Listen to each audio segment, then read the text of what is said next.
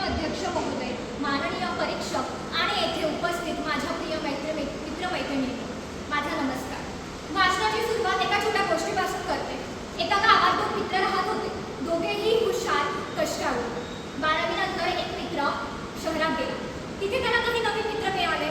एके दिवशी ते त्याला म्हणाले, एक सिगारेट हो, मर्द असल्याचं सिद्ध हो.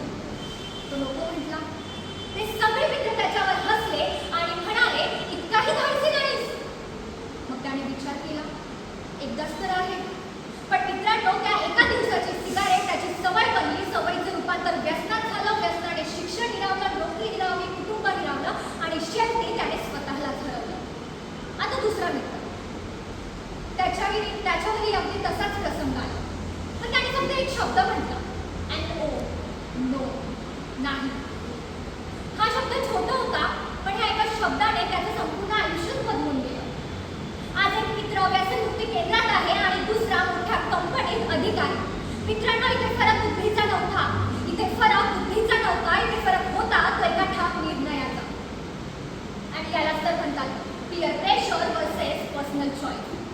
नमस्कार, मी तुझ्या सोमनाथ कांबळे. आज आपल्यासमोर समाजावरील नशेचा प्रभाव आणि उपाय या विषयावर माझे मत मांडणार आहे.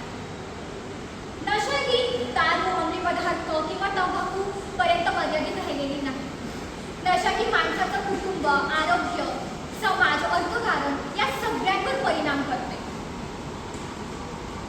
नशा ही कोणी एकट्या माणसाला संपत नाही. तर ती संपूर्ण कुटुंब उद्ध्वस्त करते.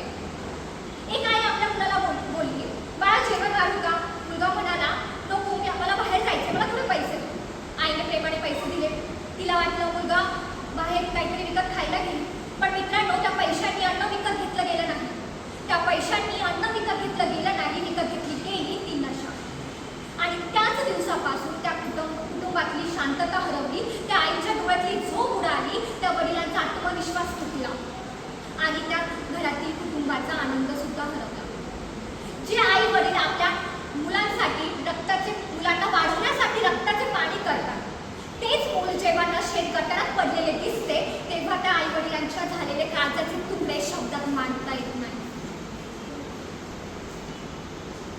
समाजाने मिळून नशामुक्त भारत घडवण्यासाठी प्रयत्न केला पाहिजे. शाळा व महाविद्यालयांनी जनजागृती केली पाहिजे. पालकांनी मुलांशी योग्य संवाद साधला पाहिजे. नशा ही माणसाची विचार करण्याची क्षमता कमकुवत करते. त्याचं मन अस्थिर करते, नाती तोडते आणि शेवटी ती माणसालाच संपवते. संत तुकाराम महाराज म्हणतात, मन करारे प्रसन्न सर्व सिद्धीचे कारण. मन करारे प्रसन्न सर्व सिद्धीचे कारण. पण मित्रांनो, नशा मन प्रसन्न करत नाही, ती मनाला गुलाम बनवते. डॉक्टर बाबासाहेब आंबेडकर म्हणाले होते, शिक्षण हे वाघिणीचं दूध आहे. त्यांनी कधीच व्यसनाचा नाही तर शिक्षणाचा मार्ग दाखवला.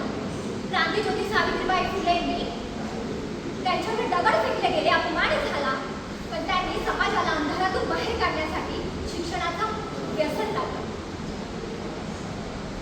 नशामुक्त भारत हाच विकसित भारताचा पाया आहे.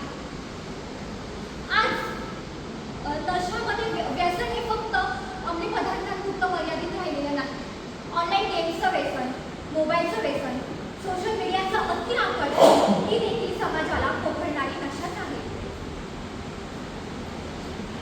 शेवटी जाता एवढंच म्हणे, नशा ही क्षणभराचा आनंद देते. नशा ही क्षणभराचा